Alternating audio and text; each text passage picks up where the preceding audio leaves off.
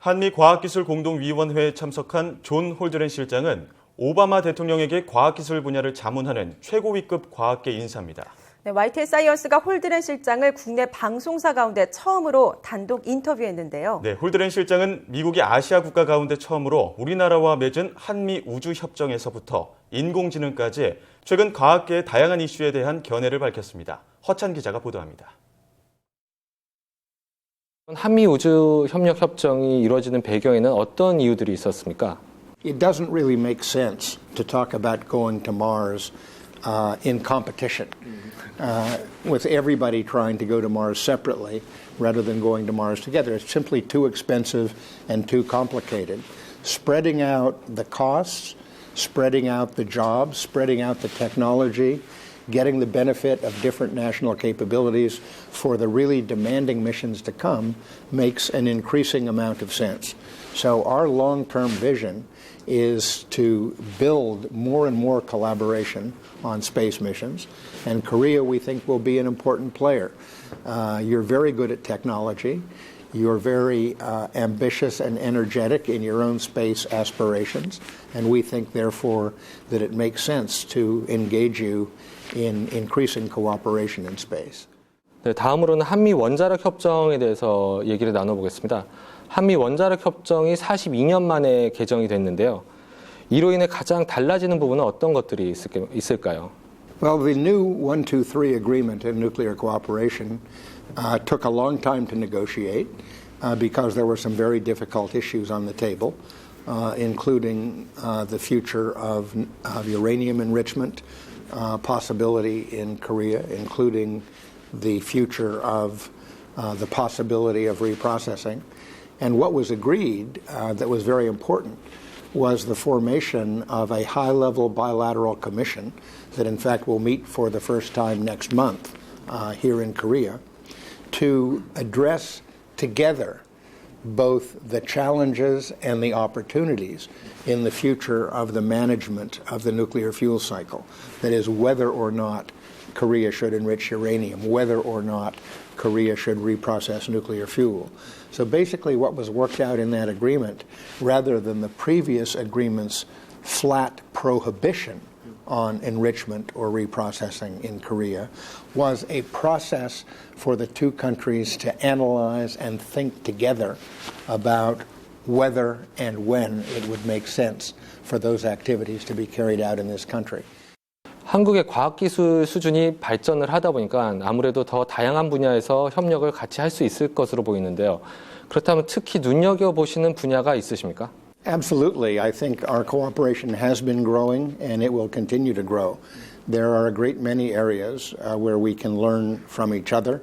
There are many areas where we can share best practices, not only in research, but also best practices in commercializing technologies that emerge from discovery in research laboratories. There are ways that we can cooperate in some areas where Korea could be considered to be ahead of the United States. Robotics is a good example. I think we have great prospects in information and communication technology for further collaboration. I think we have good prospects for collaboration in fundamental science, in physics and chemistry, for example. And clearly, the collaboration between our two countries in cancer research is going to be extremely important. 한국에서는 최근 알파고와 이세돌의 바둑대국이 엄청난 관심을 끌었습니다. 혹시 이 경기 관람하셨습니까? I did not watch the match. Go is not as popular in the United States as it is in Korea, but we followed the results very closely because we are very interested in deep learning and artificial intelligence. And my understanding was that it was an extraordinary match, that Lee Sedol showed his tremendous skill, and at the same time, the Google program, AlphaGo, was able to win 4 games out of 5 against this great Go master. 박사님이 보시기에는 인공지능이 인류에 미칠 영향은 어떨 것이라고 보십니까? One of the things that's perhaps useful to think about is imagine combining the human capabilities of Lee Sedol with the machine capabilities. Imagine what sort of Go player you could have if Lee Sedol was being advised by a deep learning computer. And thinking about that, you realize that that player, the combination of Lee Sedol and the Alpha Go program, would be a far more capable player than either one of them alone. The fact is that human intelligence still has enormous capabilities that it can add on top of machine intelligence. We see great potential for good in artificial intelligence. We will, of course, need to be vigilant to be sure that any negative effects, adverse applications, are prevented. But on the whole, we think it will be beneficial. 예, 그렇다면 마지막으로 앞으로의 한국과 미국 간의 과학기술 분야에서의 협력 관계 전망은 어떻다고 보십니까?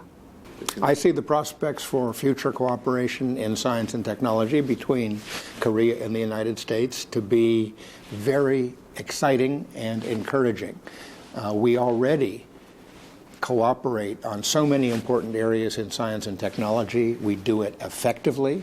We both benefit from this cooperation. There is every reason to expand that cooperation over time to the benefit of both of our countries.